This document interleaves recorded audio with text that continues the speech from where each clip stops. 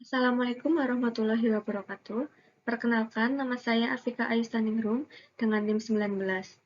Di sini saya akan melakukan presentasi hasil proposal metodologi penelitian dengan judul Perbedaan Histologi Ginjal Tikus Putih Ratus Navegicus yang diberi natrium nitrit dengan dosis yang berbeda. Yang pertama ada bab 1 yaitu pendahuluan. Di sini ada latar belakang. Natrium nitrit sering digunakan sebagai pengawet produk olahan daging. Penggunaan natrium nitrit dalam jangka waktu yang panjang dapat menyebabkan berbagai masalah kesehatan. Apabila terdapat konsentrasi natrium nitrit yang tinggi dalam tubuh ini akan menimbulkan kerusakan pada sel-sel tubulus ginjal. Gangguan pada sel-sel tubulus tersebut berimbas pada terjadinya penghambatan ekstrak senyawa kimia dari ginjal. Selanjutnya ada rumusan masalah. Yang ke-1, apakah ada pengaruh pemberian natrium nitrit dalam jangka waktu yang ditentukan pada histologi ginjal tikus putih? Yang kedua, apakah ada perbedaan kerusakan ginjal tikus putih yang diberi dosis natrium nitrit yang berbeda? Kemudian, ada tujuan penelitian. Tujuan umum, tujuan dari penelitian ini untuk mengetahui perbedaan histologi ginjal tikus putih yang diberi natrium nitrit dengan dosis yang berbeda. Tujuan khusus yaitu 1. Untuk mengetahui pengaruh pemberian natrium nitrit dalam jangka waktu yang ditentukan pada histologi ginjal tikus putih. Yang kedua, untuk mengetahui jumlah dosis natrium nitrit yang dapat menyebabkan perubahan pada histologi ginjal tikus putih. Selanjutnya, manfaat penelitian, yaitu ada manfaat teori dan manfaat praktis. Manfaat teori, hasil penelitian ini diharapkan dapat menambah ilmu dan pengetahuan efek dari natrium nitrit yang diberikan kepada ginjal tikus dengan dosis berbeda dalam jangka waktu tertentu. Manfaat praktis yaitu ada 3. Yang pertama, bagi peneliti, dapat menambah ilmu dan pengetahuan bagi penelitian dalam melakukan penelitian tentang natrium nitrit.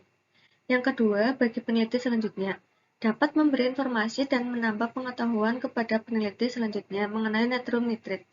Bagi masyarakat, dapat memberi pengetahuan dan bahan informasi kepada masyarakat tentang bahaya penggunaan natrium nitrit yang tidak sesuai ketentuan. Selanjutnya ada keaslian penelitian. Di sini saya menggunakan 3 contoh judul jurnal sebagai acuan saya dalam pembuatan proposal kali ini. Selanjutnya ada bab 2 yaitu tinjauan pustaka. Natrium nitrit, jumlah natrium nitrit yang tinggi dalam tubuh dapat mengakibatkan kerusakan pada sel-sel tubulus ginjal. Organ ginjal merupakan organ yang memiliki peran yang penting dalam mempertahankan kestabilan dalam tubuh, seperti keseimbangan cairan tubuh, elektrolit dan asam basa pada tubuh melalui penyaringan darah. Tikus putih banyak digunakan sebagai hewan percobaan pada beberapa macam penelitian. Penggunaan hewan percobaan pada penelitian kesehatan banyak dilakukan untuk uji kelayakan keamanan suatu bahan. Selanjutnya ada kerangka teori. Di sini, yang pertama natrium nitrit diinduksikan kepada tikus putih, kemudian kita mengambil bagian ginjal tikus putih untuk dibuat preparat histologi ginjal tikus putih. Selanjutnya, dilakukan identifikasi dengan menggunakan mikroskop.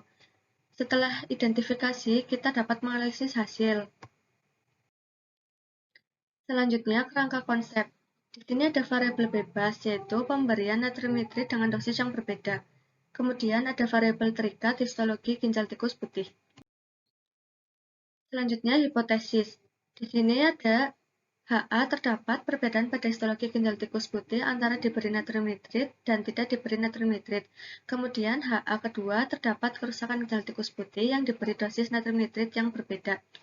Kemudian ada HO, tidak terdapat perbedaan pada histologi ginjal tikus putih antara diberi natrium nitrit dan tidak diberi natrium nitrit. Kemudian ada HO yang kedua, tidak terdapat kerusakan ginjal tikus putih yang diberi dosis natrium nitrit yang berbeda. Kemudian di sini ada bab 3 yaitu metodologi penelitian. Di sini ada jenis dan rancangan penelitian. Penelitian ini termasuk ke dalam jenis penelitian eksperimental, di mana diberikan perlakuan terhadap ginjal tikus putih yang diberi natrium nitrit dengan dosis yang berbeda. Kemudian ada tempat dan waktu penelitian. Pada penelitian ini akan dilaksanakan di Laboratorium Biologi Terpadu Universitas Muhammadiyah Purwokerto dan dilakukan pada bulan Mei sampai Juni 2022. Variabel penelitian. Pada penelitian ini terdapat dua variabel, yaitu variabel bebas dan variabel terikat. Variabel bebas yaitu pemberian natrium nitrit dengan dosis yang berbeda. Variabel terikat yaitu histologi ginjal tikus putih. Kemudian ada populasi sampel dan teknik sampling. Populasi yang digunakan dalam penelitian ini yaitu tikus putih. Sampel yang digunakan dalam penelitian ini yaitu sebanyak 24 tikus putih. Teknik sampling yang digunakan pada penelitian ini yaitu dengan menggunakan teknik random sampling. Kemudian ada besaran sampel. Di sini besaran sampel yang dicari menggunakan rumus Federer. Berdasarkan perhitungan penggunaan rumus di atas, didapatkan hasil besar sampel yang digunakan untuk setiap kelompok adalah 6 hewan uji. Jadi total sampel yang dibutuhkan pada penelitian ini yaitu ada 24 hewan uji. Kemudian ada definisi operasional, dapat dilihat dari tabel yang sudah ada. Kemudian ada alat dan bahan. Alat dan bahan yang digunakan yaitu, dalam penelitian ini, alat ada kandang tikus individu, jarum kanul, kotak parafin, oven parafin, mikrotom, hot plates, taining jar, kaca benda, set nekropsi, bunsen, dan timbangan analitik. Kemudian bahan yang digunakan dalam penelitian itu yaitu ada pakan standar dan aqueduct, ether alkohol untuk narkose, NaCl 90%, larutan baun untuk fiksasi organ, alkohol 70%, 80%, 90%, dan 96%. Kemudian tolol parafin, parafin cair, Meyers albumin, silol, zat warna Ehrlich, hematoxylin, dan eosin Y, Kanada balsam, dan gliserin. Selanjutnya di sini ada prosedur kerja penelitian. Yang ke-1 ada tahap persiapan. Menyiapkan surat perizinan untuk melakukan penelitian, menentukan dan memilih hewan uji yang akan digunakan, dan menyiapkan alat dan bahan yang akan digunakan.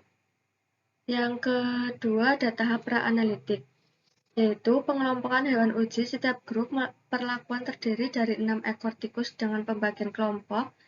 1. Kontrol tanpa perlakuan natrium nitrit. Kelompok 2 perlakuan 1 diberikan natrium nitrit secara oral dengan dosis 25,50 mg per kilogram berat badan. Dan kelompok ketiga ada perlakuan 2 dengan dosis 30,25 mg per kilogram berat badan. Dan kelompok 4 perlakuan 3 yaitu 40 mg per kilogram berat badan. Kemudian tahap analitik. Tahap analitik yaitu pembuatan preparat mikroanatomis. Ginjal dipotong melintang dan difiksasi dengan larutan bowin selama 6-8 jam. Setelah dilakukan pencucian berulang dengan alkohol 70%, kemudian dilakukan dehidrasi, clearing, infiltrasi, embedding, ketioning, affixing, deparafinasi, pewarnaan HE, mounting, dan dilanjutkan dengan labeling.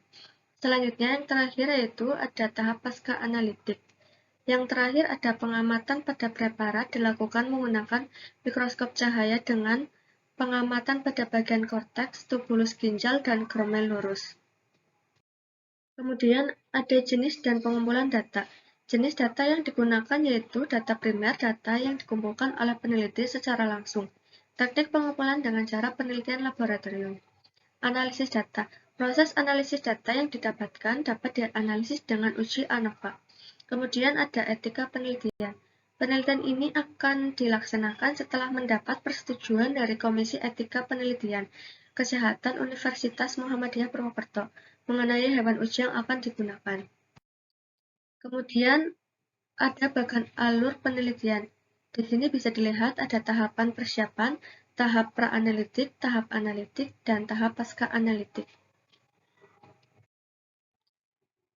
Kemudian ada jadwal penelitian, yaitu jadwal persiapan seminar proposal dari bulan Mei minggu 1 sampai minggu ke-4.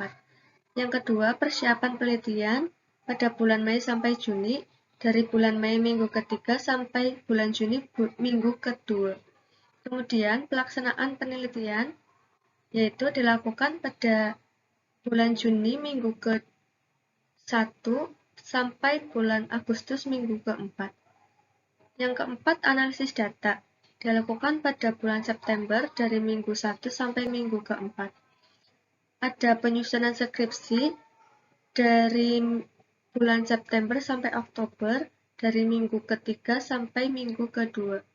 Kemudian ada seminar hasil penelitian yang dilakukan pada bulan Oktober, dan revisi pada bulan Oktober juga, kemudian pengesahan pada bulan Oktober di minggu keempat. Kemudian di sini ada rincian biaya yang dapat dilihat.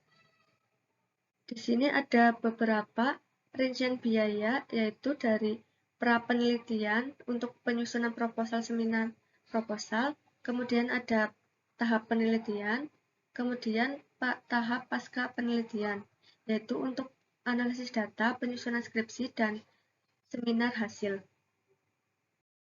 Mungkin itu saja yang dapat saya sampaikan. Apabila ada kesalahan kata, saya mohon maaf. Terima kasih untuk perhatiannya. Wassalamualaikum warahmatullahi wabarakatuh.